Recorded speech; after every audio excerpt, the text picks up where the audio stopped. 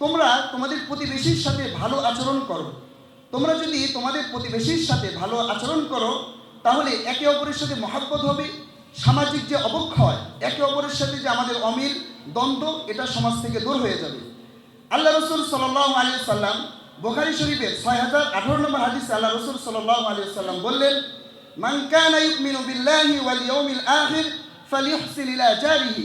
যে ব্যক্তি আল্লাহ এবং আখিরাতকে বিশ্বাস করে সে যেন তার প্রতিবেশীর সাথে ভালো ব্যবহার করে।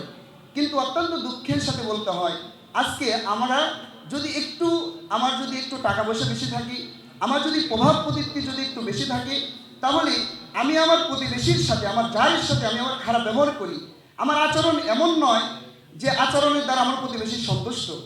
আল্লাহ রসুল সাল্লাল্লাহু আলাইহি সাল্লাম বুখারী শরীফের 6016 নম্বর হাদিসে আল্লাহ রসুল সাল্লাল্লাহু আলাইহি সাল্লাম বলছেন, ওয়াল্লাহি লা ইউমিন ওয়াল্লাহি লা ইউমিন ওয়াল্লাহি লা ইউমিন। কিলা মা ইয়া রাসূলুল্লাহ?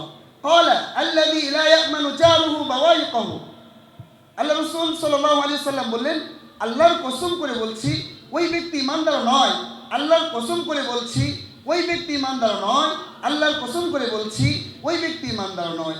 সাহাবায়ে কেরাম জিজ্ঞাসা করলেন, ইয়া রাসূলুল্লাহ, কে এমন, কোন ব্যক্তি ইমানদার নয়? তখন আল্লাহ রসুল সাল্লাল্লাহু আলাইহি সাল্লাম বললেন, আল্লাযী লা ইয়ামানু জারুহু বাওয়াইকাহু। যার হাত থেকে, যার অনিষ্ট থেকে তার প্রতিবেশী নিরাপদ নয়। যে অনিষ্ট থেকে তার প্রতিবেশী ক্ষতিগ্রস্ত, যার অনিষ্ট থাকে, যার হাত থেকে তার প্রতিবেশী ক্ষতির মধ্যে আছে, সে প্রকৃতপক্ষে ইমানদার হতে পারে না। এজন্য আল্লাহ রসুল সাল্লাল্লাহু আলাইহি সাল্লাম আমাদেরকে হাদিসের মধ্যে বলছেন, আল্লাহ রসুল সাল্লাল্লাহু আলাইহি সাল্লাম মুস্তাদরাক হাকিমের 7308 নম্বর হাদিসে আল্লাহ রসুল সাল্লাল্লাহু আলাইহি সাল্লাম বললেন, লাইসাল মুমিনুল লাযী ইয়াশবাউ জারুহু ওয়া জাইউন ইলা জামবিহি।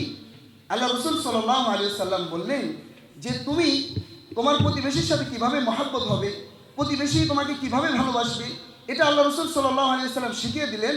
আল্লাহ রসুল সাল্লাল্লাহু আলাইহি সাল্লাম বললেন, লাইসাল মুমিনুল লাযী ইয়াশবাউ জারুহু জাইউন ইলা জামবিহি।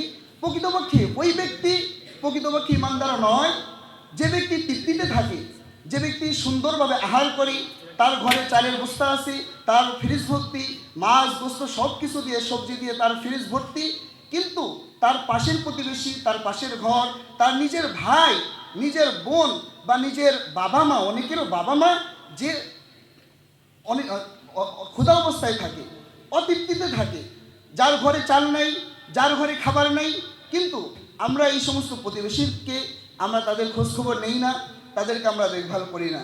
তো প্রিয় উপস্থিতি, আল্লাহ রসুল সাল্লাল্লাহু আলাইহি সাল্লাম আরেকটি হাদিসে বলতেছেন, ইদা মারিদা ফাউদুহু ওয়া ইদা মাতা ফাতবা জানাজাতাহু ওয়া ইদা ইহতাজা ফাইনুহু। আল্লাহ রসুল সাল্লাল্লাহু আলাইহি সাল্লাম হাদিস শরীফে বললেন যে প্রতিবেশীর সাথে কীরূপ আচরণ করলে তোমাদের সম্পর্ক ভালো হবে, একজন আরেকজনের সাথে উঠা বসা করলে কিভাবে উঠা বসা করলে, কিভাবে লেনদেন করলে, কি আচরণ করলে, কিভাবে প্রতিবেশীর সাথে আচরণ করলে, কিভাবে চললে তোমার সাথে প্রতিবেশীর সম্পর্ক ভালো হবে।